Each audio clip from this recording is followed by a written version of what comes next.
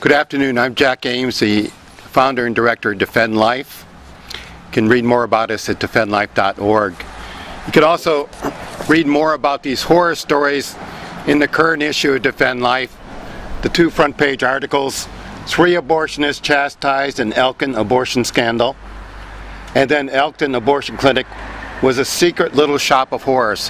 How horrific in this beautiful little community that a criminal like Steven Bingham would slip in here to do late trimester abortions.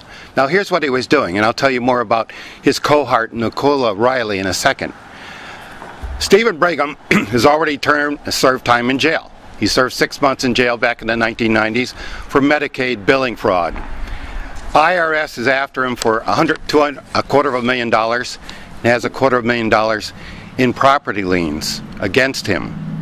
So what Steven Bingham has been doing, since he was licensed just to do abortions through 14 weeks in Voorhees, New Jersey, not wanting to turn down money for late trimester abortions, he was initiating the abortions there in his Voorhees abortion clinic.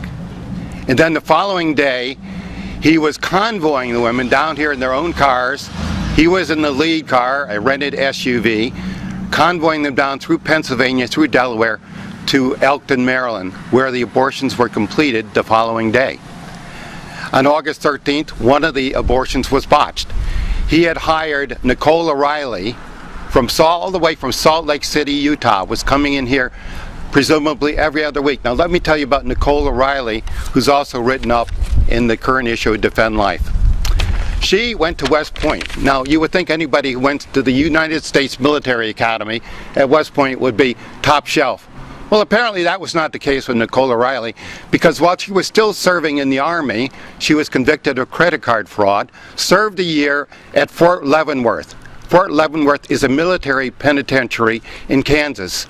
After she was released, she was given a dishonorable discharge, and then decided to change career paths and get into medical school. So she went to University of Utah Medical School, scraped through there somehow or other.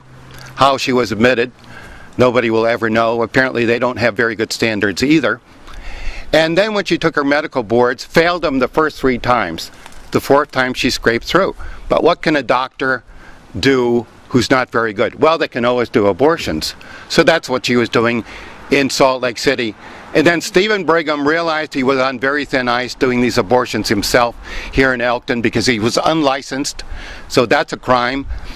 And he wanted to get some cover. So he got cover from Nicola Riley, who he was training to do late trimester abortions. He's not even an OBGYN. And he got cover from George Shepard, the 88-year-old from Seaford, Delaware, who is disabled, does not have the use of his right arm.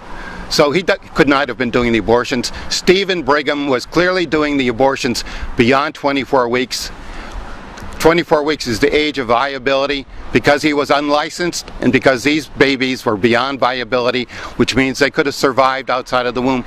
He is guilty of murder, and he should be indicted for murder, and he should be convicted of murder. So we call on Christopher Estridge, to be very aggressive in prosecuting him to the full extent of the law. Where Steven Bingham deserves to be is behind bars.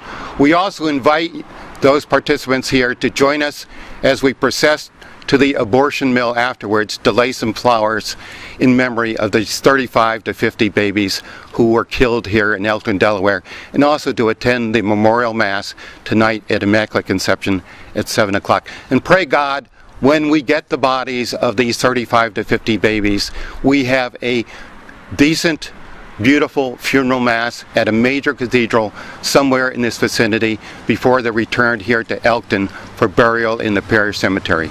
Thank you.